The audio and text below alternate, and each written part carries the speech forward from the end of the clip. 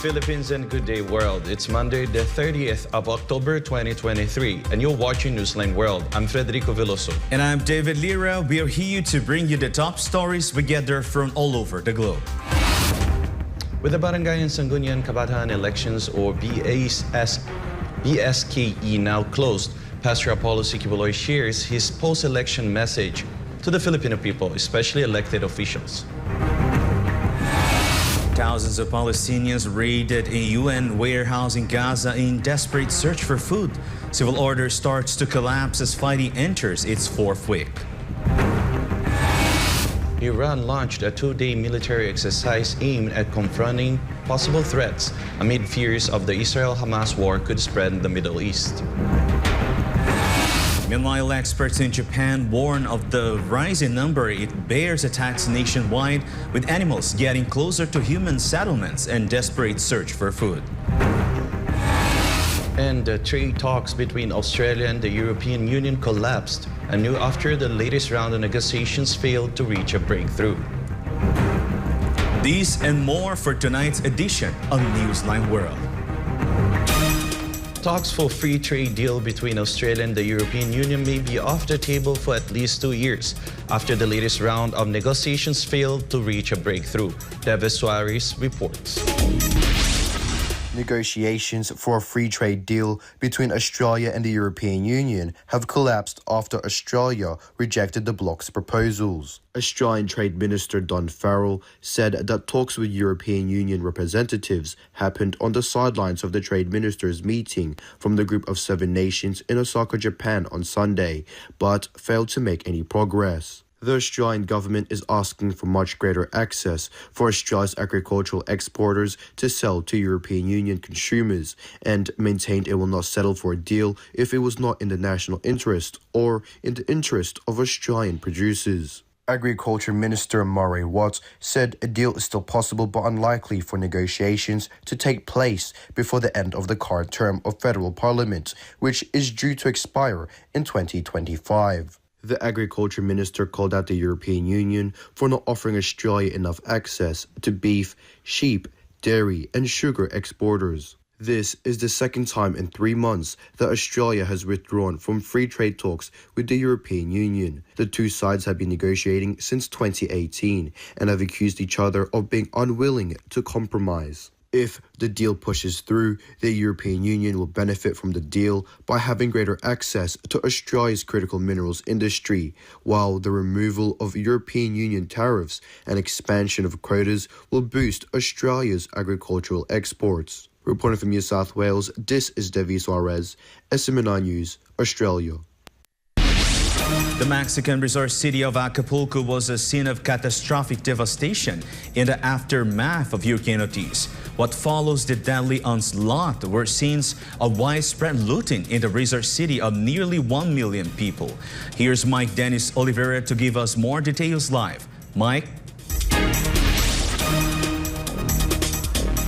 Good evening, David. Shocking videos of widespread looting across Acapulco are quickly getting viral on social media since the powerful hurricane hit the region.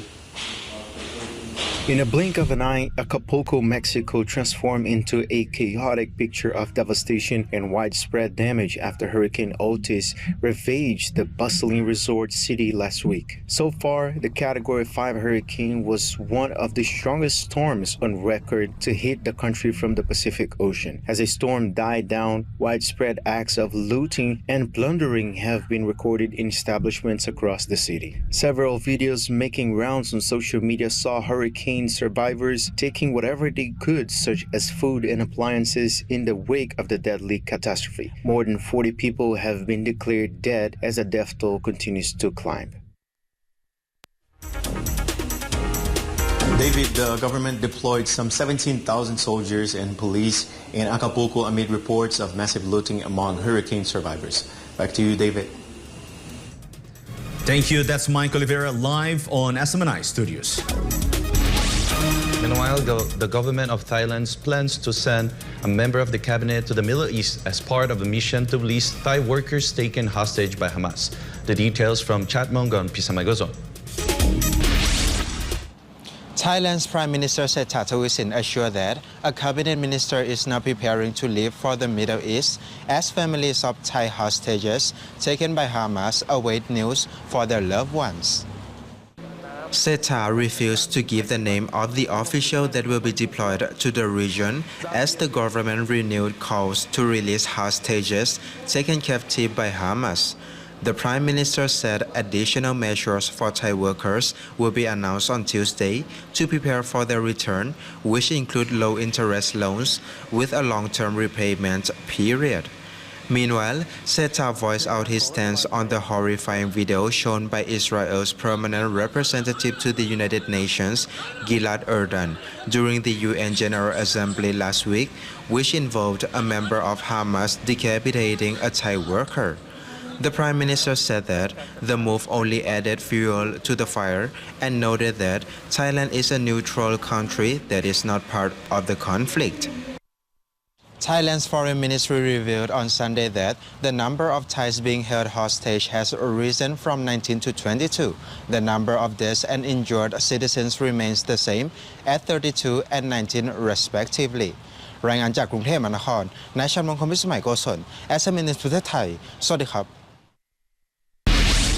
The United Arab Emirates condemned the military ground operations launched by Israel in the Gaza Strip and called for an immediate ceasefire to protect the lives of civilians who bear the brunt of the ongoing conflict. Frederico Omori has the rest of the details. The UAE's Ministry of Foreign Affairs expressed its deep concern for the exacerbation of the humanitarian crisis in the war-torn enclave as fighting between Israel and Hamas entered its fourth week.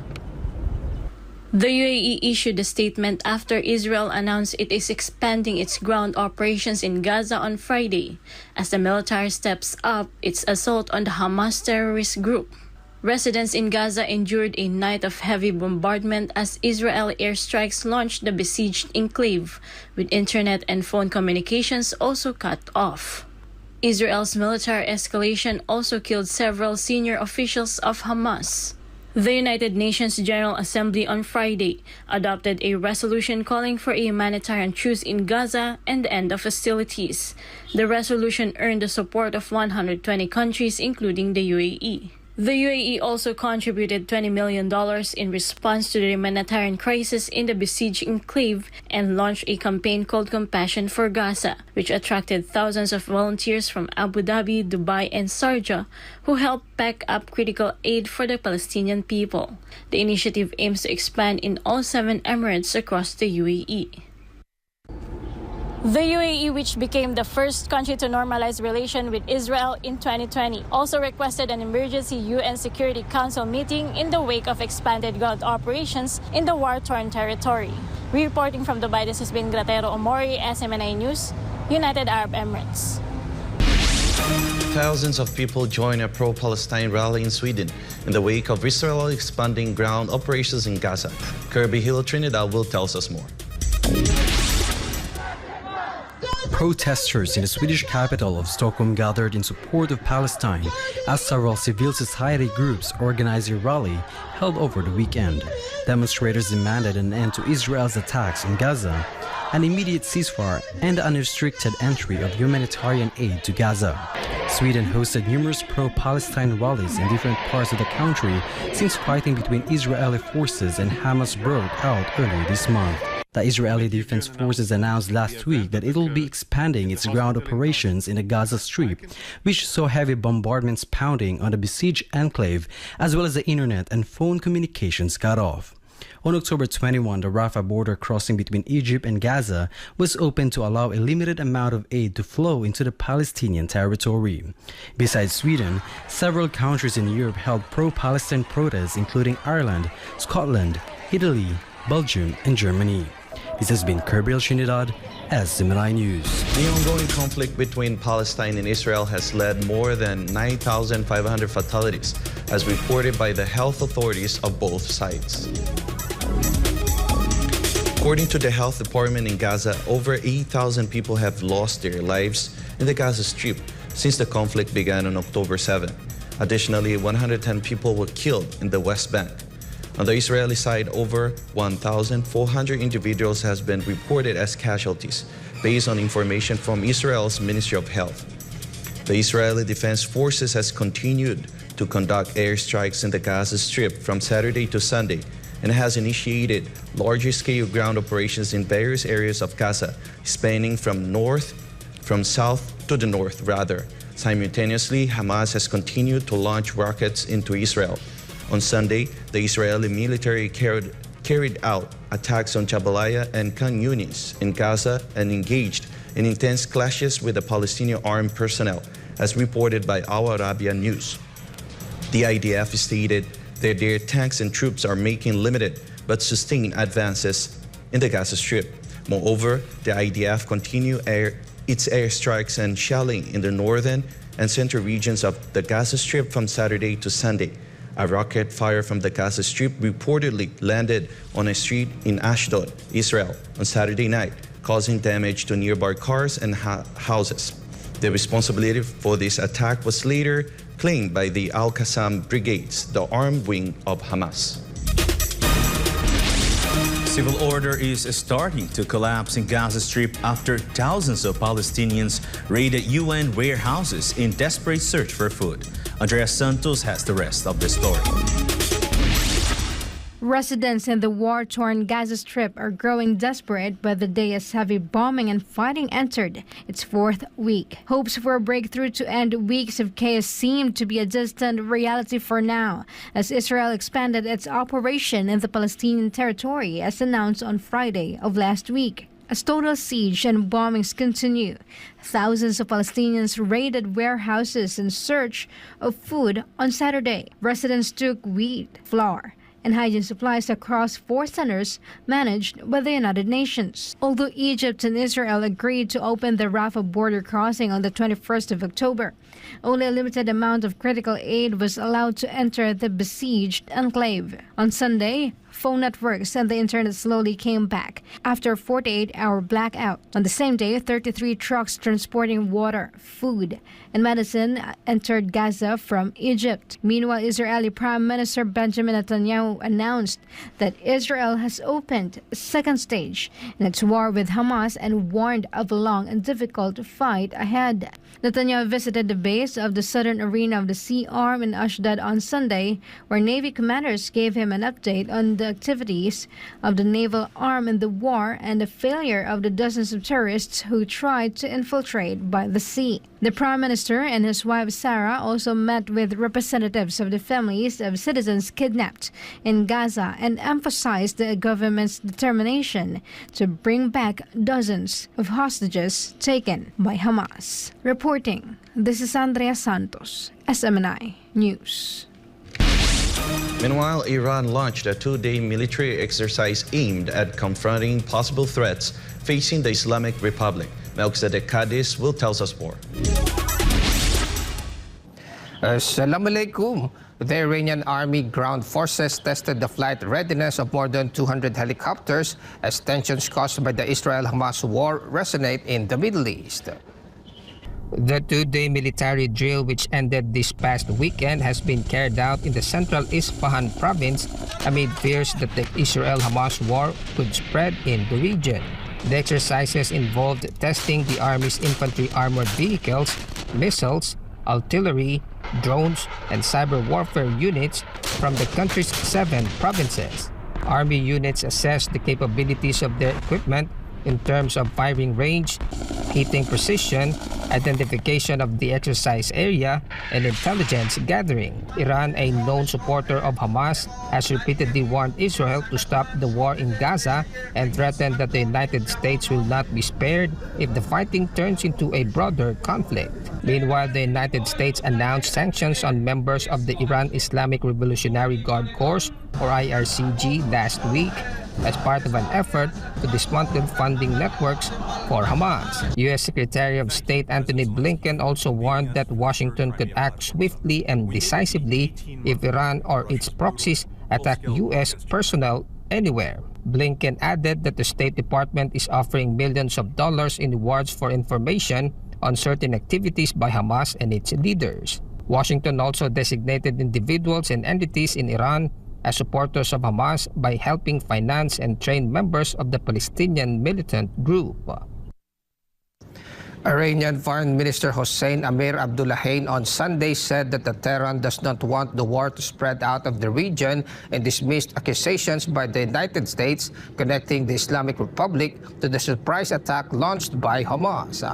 Barakalafikum Jamian kan hada Milkisdek Kadi sa Akhbar Manay, Kuwait. Experts in Japan warn of the rising number of bear attacks across the country as the animals struggle to find food in their natural habitat. Kyoko Hashimoto has the news. Japanese officials are finding ways to address the alarming surge of bear encounters nationwide as the shortage of food in their natural environment forces them to get closer to human settlements. Authorities recorded at least 158 injuries and 2 deaths due to bear encounters since April. Local experts warn bear attacks have reached an unprecedented level nationwide. According to the Environment Ministry, most of the attacks happened in the northern part of Honshu, Japan's largest island. The scarcity of dietary staples they normally eat is forcing bears closer into populated areas to search for food before going into hibernation in early December. In northern Akita Prefecture, Japanese officials had enough of the rising number of bear attacks and decided to take the matter into their own hands. To address the issue, local officials in northern Akita have announced to subsidize bullets for hunting and pay hunters for every bear they capture. Ijo Hashimoto, Kyoko Nihon kara hokuko itashimashita. SMNI News, Japan. Though the people of Barangay Tamayon, Calin, Davao City, Mindanao may come from diverse tribes and hold different beliefs, including indigenous peoples, Muslims, and Christians, their unity and collaborative efforts resulted in the peaceful and well-organized election in their community. Precious Alvarez has the story. Tiki Beloy of the Kingdom of Jesus Christ casted his vote for the Barangay and Sangguniang Kabataan elections around 2 o'clock in the afternoon. Overall, the Barangay and Sangguniang Kabataan elections in Barangay Tamayong, Calinan, Davao City was peaceful and orderly. Even before the sun had risen earlier today, Tamayong Elementary School was already bustling with energy as voters eagerly lined up and searched for their respective polling precincts. Motungan ni sayo kog anhe kay aron kasayo pod og butar. Anang isa ka oras pa na akong lakaw kay wa man sayo ang ubang umbak. Baktas lang kong hinay-hinay para makaabot dire. And mauna ni karon, this is now the situation. Early or 5 o'clock or 4:30, a lot of people having their lines obediently. They follow the lines, the instruction, so that they can vote. It wasn't even 10 o'clock in the morning, and the queues had already disappeared, with only a few people left casting their votes. The experience was positive for the youth, especially those who participated in voting for the first time, just like Criseline, a young Tausug. First-time voters, wala ko na dali ra kayo kay nato help desk, then wala ko na tanog 10 minutes kay wala kay tao. Meanwhile, the SK voters expect that those they elected will fulfill their promises and platforms. Sa first time ko po mag-vote today, and expect ko po na ang kanilang mga platforms ay matupad po nila, lalo na dito sa Barangay Tamayong. Bilang parte po ng kabataan, gusto ko po na mas lalong ma-engage ang mga kabataan sa mga gawain dito sa Barangay Tamayong po para focus ng mga kabataan dito ay ma-divert papunta sa ikabubuti nila at hindi sa ikasisira ng kanilang buhay. The barangay officials, the Commission on Elections, and even the volunteer teachers expressed their deep gratitude for the residents' participation in the democratic process by choosing their new representatives in the barangay and Sangguniang Kabataan. May Muslim tayo dito, Bagobo, Klatab, Obo Manubo, Bisaya, Ilonggo, and a lot of tribes, but still, you look at this as one. That is how peaceful is the Barangay Tamayo. At 2 o'clock in the afternoon, Pastor Apollo C. Kibuloy of the Kingdom of Jesus Christ also casted his vote here at Tamayong Elementary School for the Barangay and Sangguniang Kabataan election.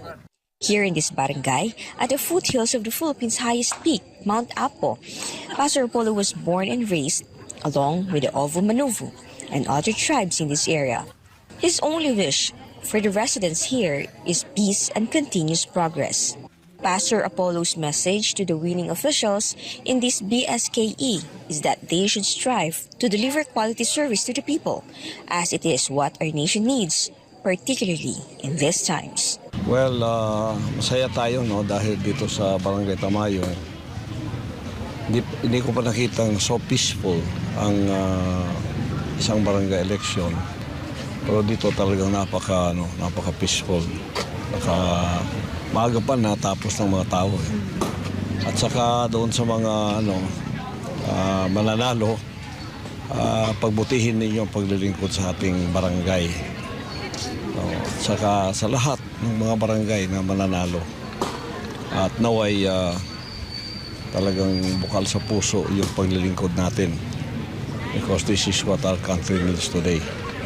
Pastor, your support to the barangay, Pastor, hindi lang po sa spiritual, but also the political arena. Yes, lalo na dito sa Barangay Tamayong kasi nandito yung birthplace ko, physical birthplace and spiritual birthplace. At nandito rin yung Covenant Mountain, Paradise Garden of Eden Restored. So, mapalad natin kasi pinili niya Barangay Tamayon para ang hinirang nandito. At matagumpay, maunlad, at tutulong tayo sa pagunlad ng ating sariling barangay. Tulad ng ginagawa na natin ngayon. For God and my beloved Philippines, this has been Precious Alvarez, SMNI News.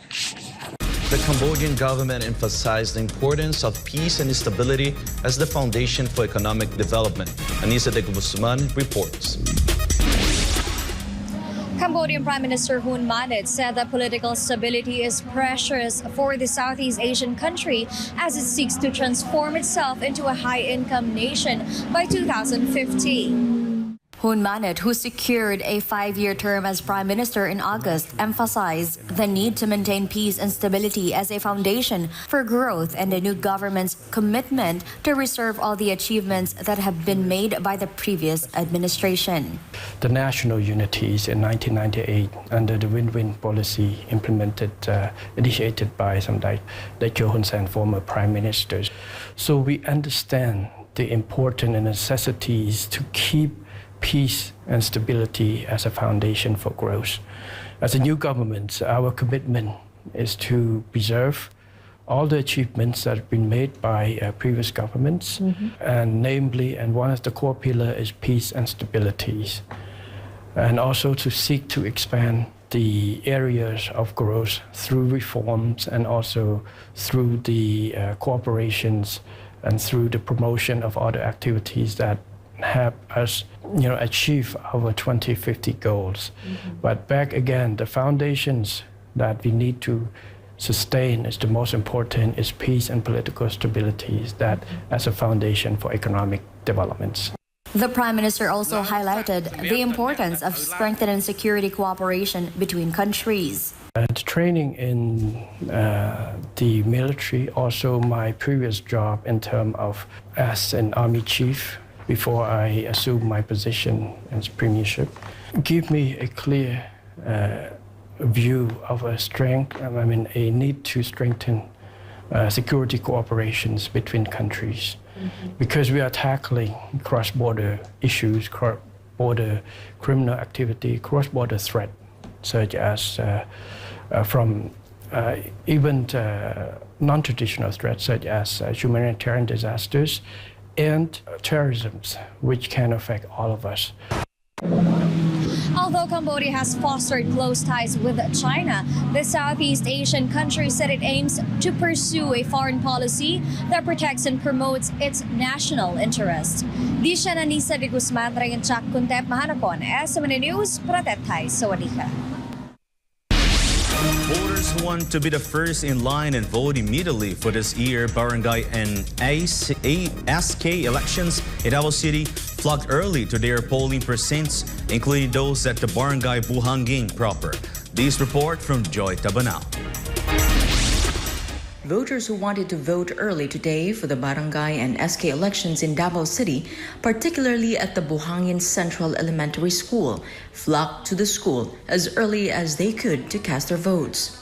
The school's principal, who also stands as the head of the electoral board of the said precinct, Miss Mary Germaine Alberto, noted that Barangay Buhangin proper is among the city's highly populated villages, which has a large number of voting population in Davao. In Buhangin Central, we have registered voters, which is regular, is 16,606, while the SK voters, 15 years to 30 years old, we have 4,102 voters. So far, our school is have already set up the following, which is the room and precinct assignment. We have a waiting area per precinct, and at the same time, we have vicinity map, which is located in the PAGCOR building. And we have voters list and notice of canvass and proclamation. Among the voters who voted in the said precinct is the grandson of former President Rodrigo Duterte, the son of Representative Paulo Pulong Duterte, Omar Duterte, who ran unopposed as village chief. The young Duterte praised the implementation of the poll in the school and also the security of the said place. It was so smooth, actually. I didn't have a hard time. Just when I arrived, there were a lot of people assisting me. Didn't get any special treatment at all. They just pointed me where to find my name. Yeah, it's very tight. As expected, it's very safe here. You can feel the safety through the guards. There's multiple patrols outside, and yeah, there's no fear of voting here. Meanwhile, the voters also commended the prison's excellent management as well as the security measure implemented during the day. In addition to these, Senator Christopher Bongo, who also voted in the same school, hoped that village leaders who will win have true empathy for the people and stress the importance of using the people's rights to choose their leaders. Sana po'y napili ninyo yung mga kandidatong responsable, yung mga kandidatong nagmamahal at nagmamalasakit sa ating mga kababayan. Dahil napaka-importante po ng barangay level services. Sila yung nagdadala ng serbisyo sa mga kababayan natin. Dahil hindi naman lahat maasikaso ng LGUs yan, ng mayor, ng governor. Importante talaga sa barangay level. Sila po yung frontline services ng gobyerno. Overall, the conduct of elections at the Buhangin Central Elementary School was peaceful and smooth, which the voters and electoral officers are thankful for. For God and my beloved Philippines, this has been Joy Tabanao, SMNI News, Davao. In the South Luzon, the BSKE in 54 barangays of Daraga Albay involving over 200 polling precincts went smoothly due to the preventive measures implemented by the COMELEC.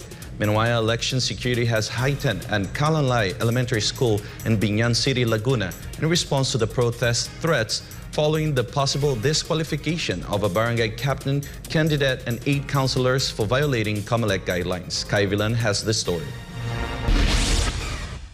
The barangay and Sangguniang Kabataan elections in Daraga Albay proceeded smoothly after the implementation of preventive measures by COMELEC in collaboration with the Philippine National Police, Armed Forces of the Philippines, Bureau of Fire Protection, and DepEd personnel. There are 86,444 registered voters in Daraga, and it's estimated that nearly this number turned out to vote in over 200 clustered precincts across 54 barangays. At Daraga North Central School, voters lined up early, eager to show their support for their candidates. For this year po, parang mas comfortable siya. Like, hindi siya gaya nung parang before na kasi national voting yon. So, parang mas konti yung tao ngayon and mas kalmado yung tao ngayon. Wala nang problema ako nakikita yung iba ba noon. Maraming problema. Ngayon, parang tahimik. Sana matupad yung mga pangako nila, yung mga plataforma nila, tapos sana huwag silang kurakot.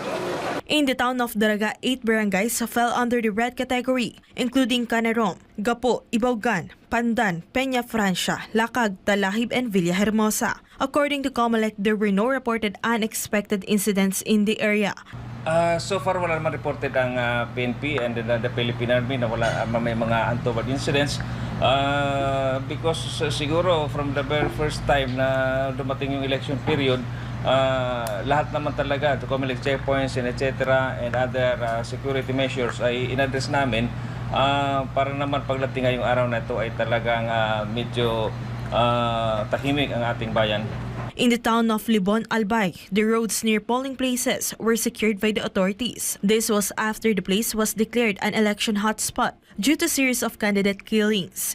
The Special Task Force Libon has held a conference on the peace and order situation on Sunday, coinciding with the maximum deployment of police, military personnel and other task force members for a peaceful barangay and sangguniang kabataan elections in 2023.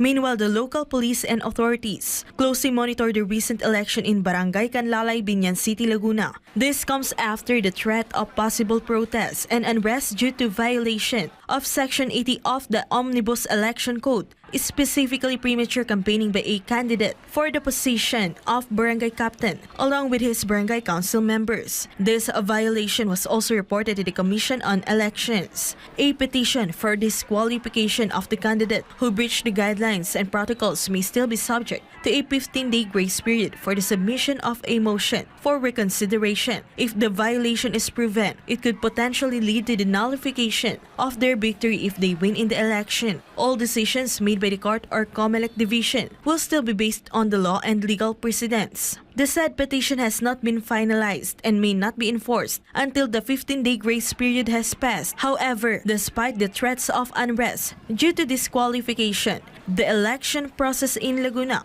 proceeded smoothly. For God and my beloved country, the Philippines, Kai Villan, SM9 News.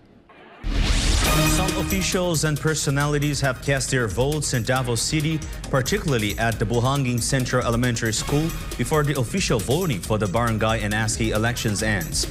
And they reminded the winning candidates to fulfill their promises to the people and never fail their trust to them. Joy Tabanao has the details.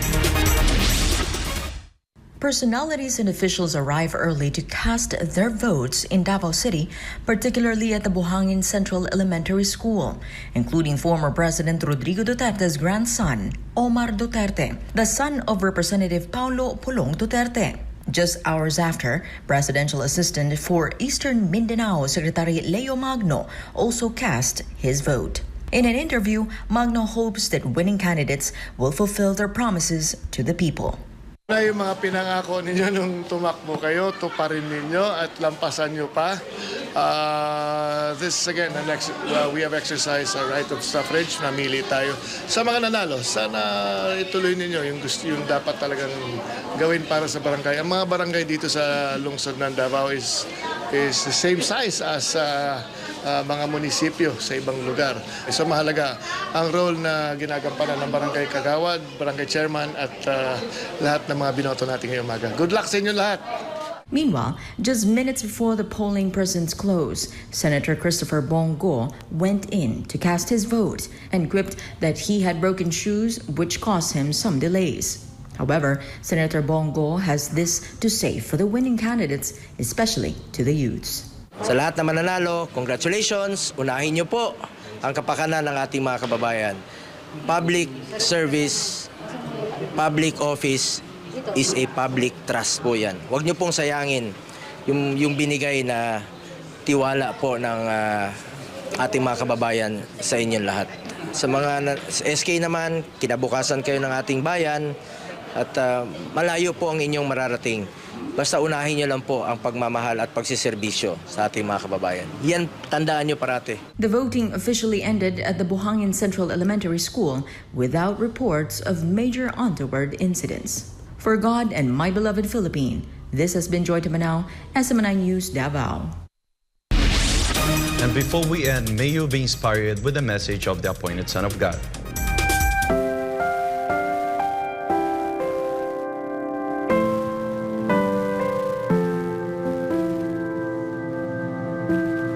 I praise the Father Almighty through my circumstance.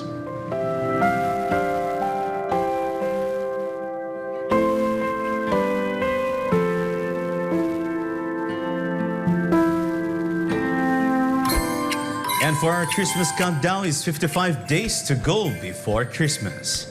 And that's all for today's edition of Newsline World. For more news update, you may visit the SMNINewsChannel.com or follow us on our official social media accounts on Rumble, Facebook, and Twitter. For God and Country, I'm Deivid Lira. For God and Country, I'm Frederico Velloso. Thank you for watching Newsline World, and thank you to our beloved pastor, Pastor Apollo Sikibuloy, for the great opportunity to be part of this program. May you continue to listen on SMNI as it's delivered nothing but fair, truthful, and balanced news, because SMNI is your source of credible news.